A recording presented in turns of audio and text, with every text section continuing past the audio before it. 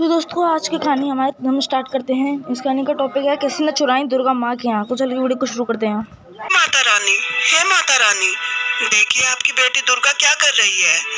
उसने मेरे बगीचे में चोरी कर ली। उसने मेरे आम के पेड़ों से सारे आम तोड़ लिए और बेच दिए। हे माता रानी, आप तो सबकी झोलियां भरती हो और देखो आपकी बेटी दुर्गा क्या कर रही है, चोरी करती फिरती है। उसे आपको सजा देनी ही होगी। अरे अरे, कितना मजा आया आज। मैंने 1000 रुपए कमा लिए। बस अब मंदिर के खजाने में डाल देती हूँ। रुको दुर्गा, कहाँ से लाई हो ये पैसे? क्या तुमने चोरी की है?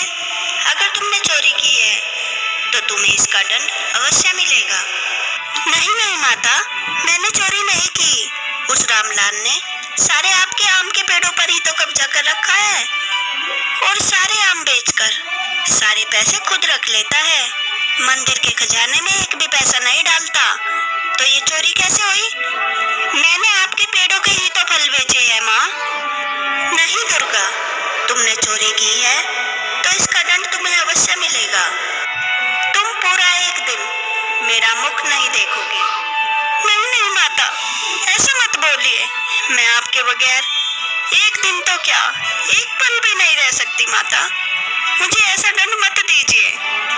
नहीं दुर्गा, तुम्हें ये दंड तो अवश्य मिलेगा। तो ठीक है माता, अगर मैं आपका मुख नहीं देख सकती तो मैं फिर कुछ भी नहीं देखूंगी। लीजिए, मैं अपनी आंखों पर पट्टी बांध लेती हूँ। अब मुझे कुछ भी दिखाई नहीं देगा। उधर एक पंडित अपने घर में माँ के भजन गा रहा था। शीला, माँ का ये भजन कितना सुंदर है। हाँ हाँ, माँ का भजन तो सुंदर है, पर माँ के भजन से बच्चों का पेट नहीं भरेगा। कुछ तो उपाय करो और बच्चों के लिए कुछ खाने को लाओ। 2 दिन से बच्चों ने कुछ नहीं खाया, भूख से तड़प रहे हैं। भूख के मारे हम सब मर ही जाएंगे। क्या करूं, कहाँ से लाऊं भोजन? तभी पंडित जी की नजर माँ की मूर्ति पर पड़ती है और उसे कुछ उपाय सूझता है। वह भागा भागा मंदिर में जाता है और माँ के खजाने से पैसे निकालने लगता है। अभी उसने कुछ सिक्के निकाले ही थे, तभी दुर्गा वहाँ आ जाती है। चोर चोर चोर, माँ के खजाने से चोरी कर रहा है चोर। अरे गांव वालों सुनो, जल्दी आओ, चोर चोर चोर। नहीं नहीं, मैंने चोरी नहीं की। नहीं, ये लड़की झूठ बोल रही है, मैंने चोरी नहीं की। अरे कितना झूठ बोलते हो बाबा, मैंने अपनी आंखों से देखा है तुम्हें खजाने से पैसे निकालते हुए। नहीं नहीं, मैंने चोरी नहीं की। तुम सब इसकी बातों पर विश्वास मत करो, मैंने चोरी नहीं की। अरे दुर्गा, जब ये पंडित जी कह रही है इन्होंने चोरी नहीं की, तो नहीं की होगी। तुम्हें कोई गलतफहमी हुई होगी। नहीं, अगर तुम सबको मेरी बातों पर विश्वास नहीं हो रहा तो हम माता रानी से पूछते हैं। अभी दूध का दूध और पानी का पानी हो जाएगा। हे माता रानी, आपको तो सब कुछ पता है। मेरे बच्चे भूख से मर रहे थे, मैंने इसलिए चोरी की। इसलिए माँ, मुझे माफ कर दो और इन सब के सामने बेइज्जत होने से बचा लो माँ। हे दुर्गा माँ, अब आप ही बताओ, क्या इन पंडित जी ने चोरी नहीं की? चलो चलो दुर्गा, अब तुम ही उठाओ माता के पास से पर्ची। और दुर्गा माता रानी के पास से पर्ची उठाती है और उस पर्ची को खोलती है। चोरी नहीं की। अच्छा तो दुर्गा, तुम कितना झूठ बोल रही थी।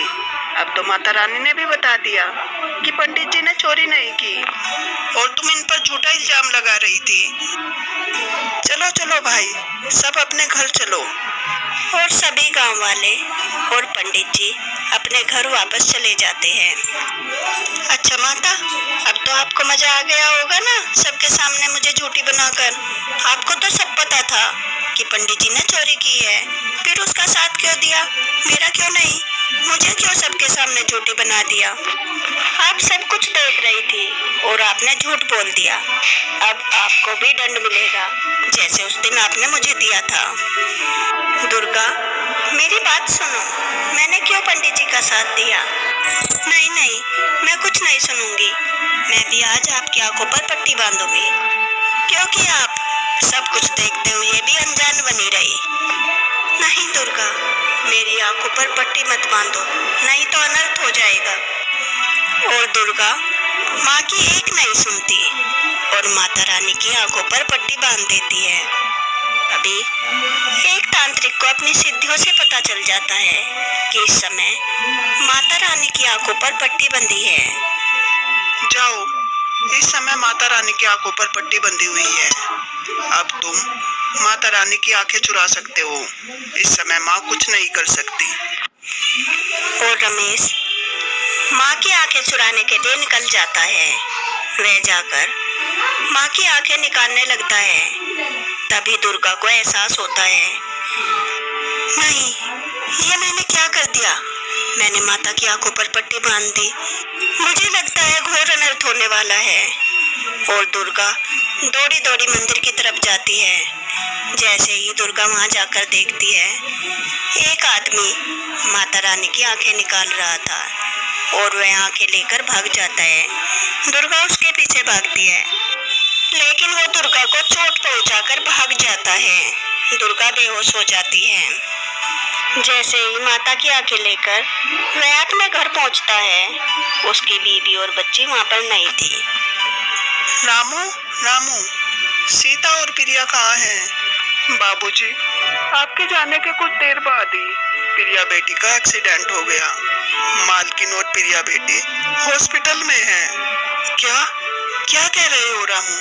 प्रिया का कैसे एक्सीडेंट हो गया? और रमेश हॉस्पिटल जाता है। डॉक्टर साहब, क्या हुआ मेरी बेटी को? सीता, क्या हुआ प्रिया को? रमेश जी, धीरज रखिए। आपकी बेटी की आंखों की रोशनी चली गई है, हमेशा हमेशा के लिए। अब वह कभी भी नहीं देख पाएगी। ये क्या कह रहे हो डॉक्टर? ऐसा नहीं हो सकता। मेरी बेटी की आंखें नहीं जा सकती। मैं उसे कुछ नहीं होने दूंगा।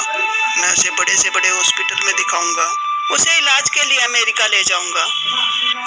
सीता जानती थी कि उसका पति बुरे काम करता है, इसलिए वह उससे पूछती है, मुझे लगता है जरूर तुमने कुछ गलत काम किया है जिससे मेरी बेटी की आंखों की रोशनी चली गई। बताओ मुझे, क्या किया है तुमने? हाँ सीता, मुझसे बहुत बड़ा गुनाह हो गया। मैंने माता रानी की आंखें चुरा ली। माता रानी की आंखें चुरा ली? क्यों किया तुमने इतना बड़ा अपराध? ये नहीं हो सकता। तुम्हारे इस घोर अपराध का दंड मेरी प्यारी सी बेटी भुगत रही है। ये नहीं हो सकता। मैं तुम्हें कभी माफ नहीं करूंगी और दुर्गा माँ भी तुम्हें कभी माफ नहीं करेगी। मुझे माफ कर दो सीता। मैं माता रानी के चरणों में जाकर नाक रगड़ कर उनसे माफी मांगूंगा। फिर रमेश अपनी बेटी और पत्नी के साथ माँ के दरबार में जाता है और सभी गांव वालों के सामने यह स्वीकार करता है कि उसने ही माता की आंखें चुराई थी। और फिर गिड़गिड़ाकर माँ से अपनी बेटी की आंखों के लिए रोशनी मांगता है। जैसे ही दुर्गा माँ की आंखें वापस लगाती है, वैसे ही रमेश की बेटी की आंखों में रोशनी वापस आ जाती है। माँ, मुझे दिखने लगा। माँ, मुझे दिखाई देने लगा। अगर आपको यह कथा पसंद आई हो तो वीडियो को लाइक करें। ऐसे ही नई नई कथाएं सुनने के लिए मेरे चैनल को सब्सक्राइब करें। Thanks for watching. जय माता दी।